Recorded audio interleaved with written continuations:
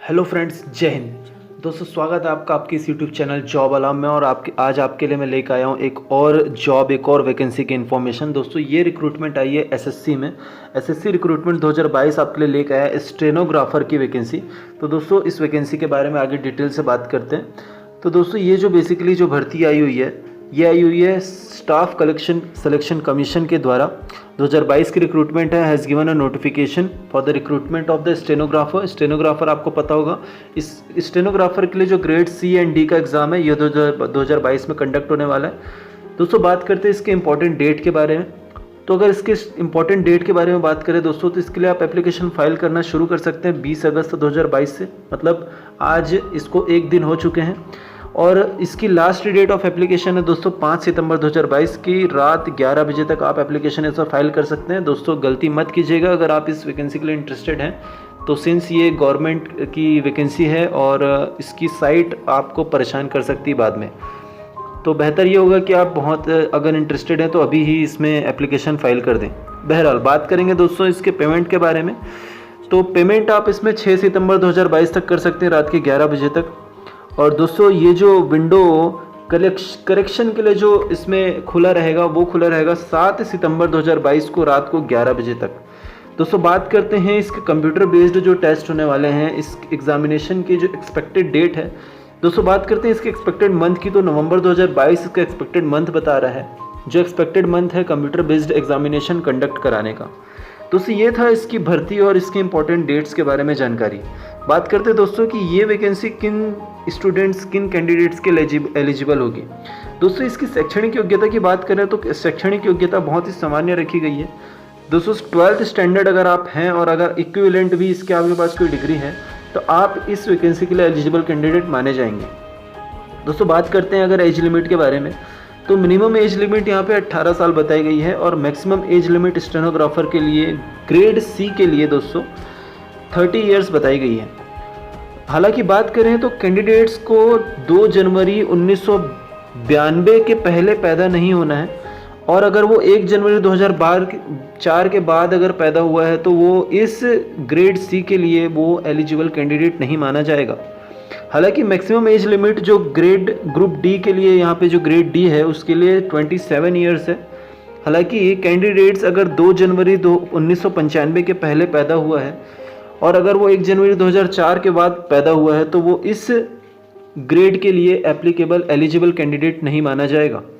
हालांकि age relaxation यहाँ पर दिया गया है, सिंस ये गवर्नमेंट जॉब है तो यहाँ पर एज रिलैक्सेशन आपको आपकी कैटेगरी के हिसाब से मिल जाएगा। अगर आप SC ST या PWD कैंडिडेट से बिलोंग करते हैं, कैटेगरी से बिलोंग करते हैं, तो आपको यहाँ पर एज रिलैक्सेशन भी मिल सकता है। दोस्तों, बात करते हैं एप्लीकेशन फ़ीस के बारे में। तो एप्लीकेशन फ़ीस बहुत ही नॉमिनल रखी गई है, हर बार की तरह 100 रुपये यहाँ पर एप्लीकेशन फ़ीस रखी गई है। हालांकि SC ST के कैंडिडेट्स, PWD के कैंडिडेट्स और वुमेन कैंडिडेट्स के लिए एप्लीकेशन फ़ी नील रखी गई है। तो सरकार तो बहुत ही इस चीज़ के लिए काम कर रही है कि जो भारत देश की हमारी महिलाएं, हमारी माता बहनें हैं, वो पढ़ाई करें, आगे बढ़ें और देश को तरक्की की नई नई ऊंचाई पर लेके जाएं। और पेमेंट मोड की बात करें तो आप debit card, credit card, Bhim UPI, net banking, visa, master card, maestro और SBI चालान के थ्रू इसका पेमेंट कर सकते हैं। दोस्तों, बात करते हैं एप्लीकेशन फ़ीस के बारे में। तो एप्लीकेशन फ़ीस में यहाँ पर आपको, जैसे कि मैंने पहले बताया, 100 रुपये फ़ीस है और SC ST महिला वर्ग और दिव्यांग कैंडिडेट को यहाँ पे एप्लीकेशन फ़ीस में बिल्कुल भी फ़ीस देने की आवश्यकता नहीं है। दोस्तों, बात करते हैं इसके स्कीम ऑफ एग्जामिनेशन के बारे में। दोस्तों, स्कीम ऑफ एग्जामिनेशन बेसिकली ये बताता है कि आपको किन किन सब्जेक्ट, किन किन एरिया से यहाँ पे क्वेश्चंस करे जाएंगे।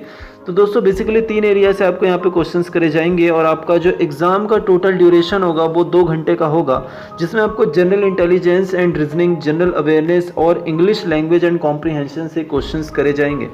इस चीज़ के लिए आप बिल्कुल रेडी रहे दोस्तों। यूट्यूब में बहुत से चैनल्स हैं जो आपको इस फील्ड का नॉलेज देते हैं, और अगर आप चाहते हैं कि मुझसे आप इसी आवाज़ के साथ पढ़ना चाहते हैं तो मैं आप में इसकी आपकी मदद कर सकता हूं और ये जो सब्जेक्ट्स हैं इनका नॉलेज आप तक मैं पहुंचा सकता हूं। कमेंट कीजिएगा अगर आप मुझसे पढ़ना चाहते हैं तो। दोस्तों, बात करते हैं इसके नेक्स्ट स्टेप के बारे में। तो दोस्तों, नेक्स्ट स्टेप इसका है स्किल टेस्ट इन स्टेनोग्राफी। स्टेनोग्राफी बेसिकली दोस्तों टाइपिंग का एक स्किल होता है जहां पर आपका टेस्ट लिया जाएगा, और अगर आप ग्रेड डी में देते हैं तो इंग्लिश के लिए आपको टोटल ड्यूरेशन दिया जाएगा 50 मिनट का। हिंदी का आपको स्किल टेस्ट यहाँ पे आपको ड्यूरेशन 65 मिनट्स का दिया जाएगा। और स्टेनोग्राफर ग्रेड सी में इंग्लिश के लिए आपको 40 मिनट्स का समय दिया जाएगा।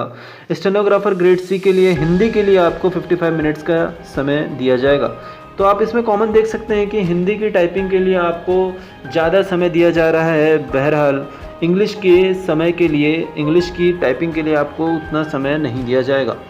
दोस्तों बात कर लेते हैं इसके नेक्स्ट स्टेप के बारे में कि आपके पास कौन कौन से इंपॉर्टेंट डॉक्यूमेंट्स हैं जो आपके पास होना मस्ट है। दोस्तों यहाँ पर आपके पास आधार कार्ड का होना ज़रूरी है, वोटर आईडी कार्ड होना चाहिए, पैन कार्ड होना चाहिए, पासपोर्ट अगर है तो चलेगा, ड्राइविंग लाइसेंस होना चाहिए, गवर्नमेंट स्कूल या कॉलेज आईडी कार्ड आपके पास होनी चाहिए, एम्प्लॉयमेंट आईडी होनी चाहिए। अगर आप एक्स सर्विस मैन हैं issued by minister of defence, जो कि बहुत से रिटायर्ड जो आर्मी कैंडिडेट्स होते हैं वो एग्ज़ाम दिलाते हैं गवर्नमेंट के, तो अगर आपके पास वो है तो आपके पास होना चाहिए। और अदर आईडी कार्ड हैं तो वो भी अगर आपके पास होता है तो बहुत ही अच्छी बात होगी। इसके साथ आपके पास 2 पासपोर्ट साइज़ फ़ोटो भी होने चाहिए। दोस्तों बात करते हैं इसके लास्ट स्टेप के बारे में, जो कि बताता है कि अगर यहाँ पे टाई हो जाता है तो यहाँ पे क्या करा जाएगा। अगर 2 कैंडिडेट्स का मार्क्स टाई हो जाता है तो उस केस में यहाँ पे जो general intelligence and general reasoning है वहाँ पर उसको प्रायोरिटी दी जाएगी, जनरल अवेयरनेस को उसके बाद देखा जाएगा, उसके बाद डेट ऑफ बर्थ को देखा जाएगा, अल्फ़ाबेटिकल ऑर्डर के साथ में जो अपीयर कर रहा है उसको यहाँ पर देखा जाएगा। दोस्तों इस वैकेंसी की जो डिटेल नोटिफिकेशन है ये मैं डिस्क्रिप्शन बॉक्स में डाल दूंगा और वहाँ पर आप जाके इसको डिटेल में पढ़ सकते हैं। कोई भी डाउट होता है तो आप कमेंट बॉक्स में लिख कर मुझसे पूछ सकते हैं, मैं कोशिश करूँगा आपके उन सवालों के जवाब देने का। इसी के साथ दोस्तों मैं अलविदा लेता हूँ। जय हिंद, वंदे मातरम, इंकलाब जिंदाबाद, भारत माता की जय।